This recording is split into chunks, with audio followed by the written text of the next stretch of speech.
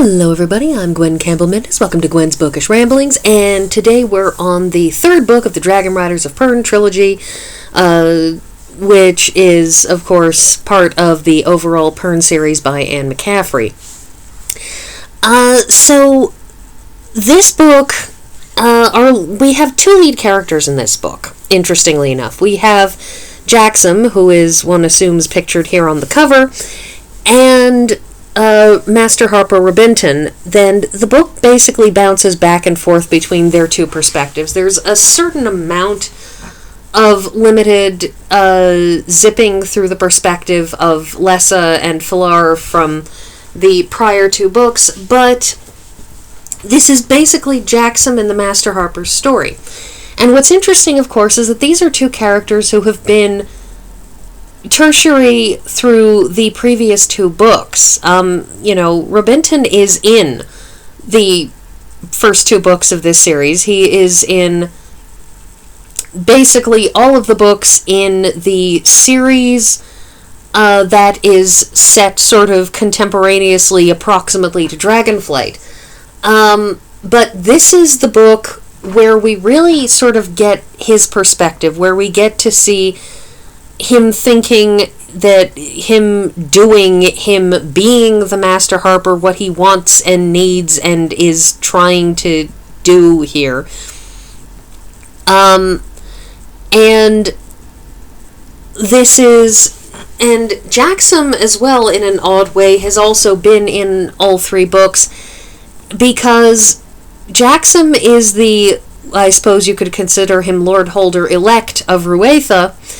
That is, in the first book, Lessa basically renounces her heritage and hands it over to baby Jaxom, who is born in the first the first chapter of the first book, because Filar has basically twigged her to be the next, has picked her to be the next werewoman, or at least what he expects, and turns out to be right, but he's picked her to be the next werewoman, and you cannot be part of a weir, you can't be a dragon rider and also be a holder. This is a long-established sort of social standard of Pern, that you have the Lord Holders, and those are the people who basically run the areas that people live in. They are kind of like dukes. They, administer things. They handle deciding what divisions of labor happen. They do the paperwork.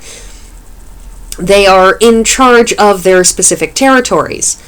And then you have the craftsmen, who are the people who build stuff and do stuff. So you have the harpers, who are musicians and teachers and lore keepers. To borrow a phrase from other works of fiction, you have the smith crafters, who of course do traditional smith work with metals, but they also do things like making flamethrowers, a technology that manages to exist thousands of years after everybody has, thousands of years long after everybody has forgotten spaceflight, but they still have flamethrowers because they need those. You have the farm crafters, who are specifically farmers as opposed to residents of a hold. The thing about holders is that holders are basically the ordinary people leading ordinary lives who are not officially crafters. And, I mean, it's a bit of a blurred line, of course, but, so you have these, and then you have the people in the weirs, and dragon riders in particular. Once you have a dragon, you have a responsibility to the dragon, and you have a responsibility to the weir, which is not something that works with being a holder, because if you're a lord holder, then you're doing your job for the hold. You are being the lord, you are being a duke, you are earl, however you want to think of it. You can't be out there putting your life at risk, flying, chasing thread, or doing all that other stuff. Also, you need to have children to ensure the stability of passing along the title to the hold, and,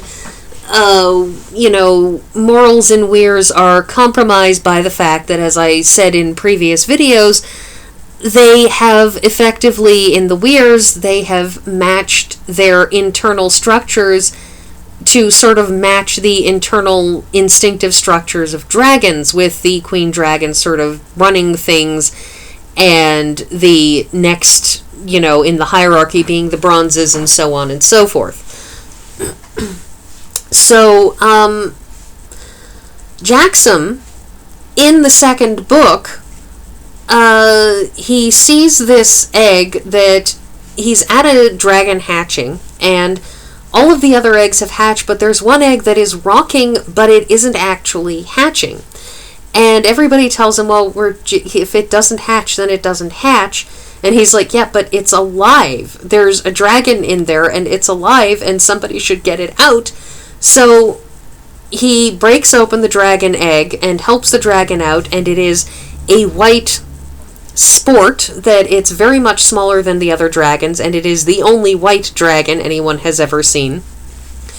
And impression is made, and Jaxom is allowed to continue to be the Lord Holder elect. I mean, he's still a kid, so, he's not going to be taking over because his guardian is still, acting as Lord Holder while Jaxom is, growing up and learning the ropes.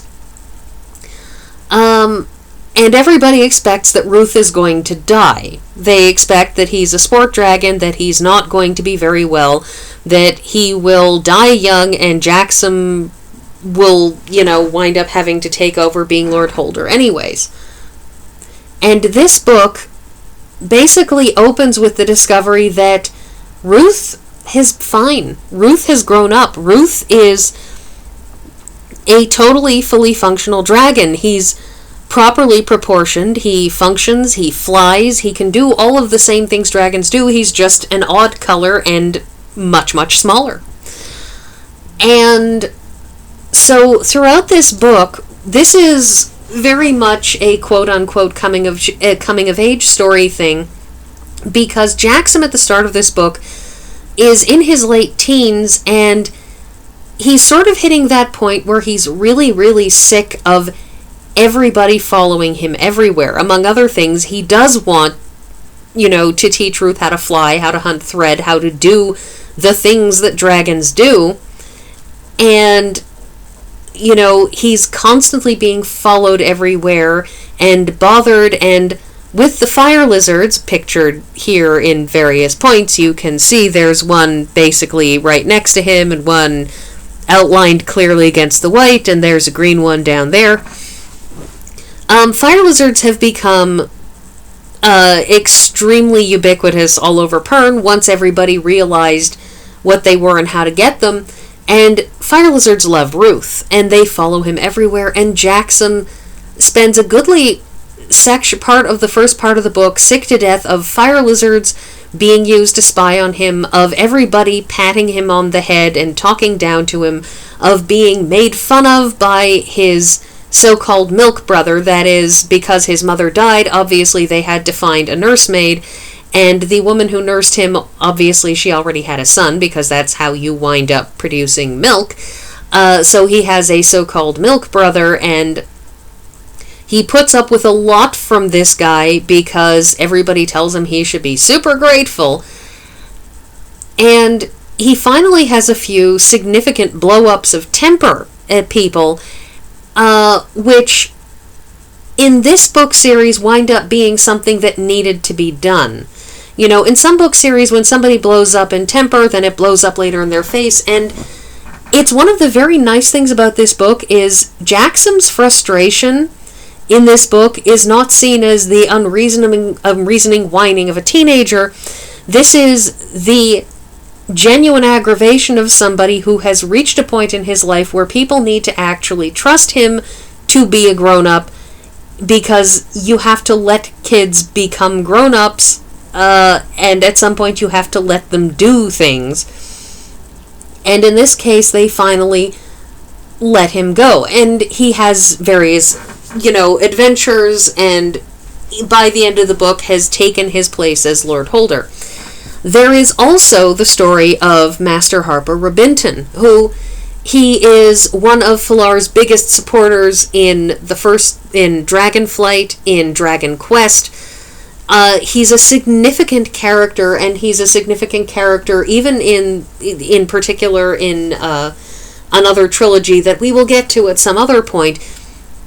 He is well-liked and clever and has a vision for uniting people and for spreading information and all kinds of things like that. He is just one of the, I suspect, best-liked characters in this series. In no small part because while he knows a lot of stuff, he's also never somebody who smiles smugly at you from the pages with the, I know everything, and you should be impressed with me, and you know, there are those characters who just smugly know everything, and you want to, like, just make them stop because it's really, really annoying. You know, is there something you want to tell me, Harry? That goes into this. There's no moments where you say, if you know something, why don't you just ask me straight out instead of playing games? He never plays games. He manipulates situations, absolutely, but his manipulations are made clear to the reader, and the reasons why he's doing it, which are always reasons we can appreciate.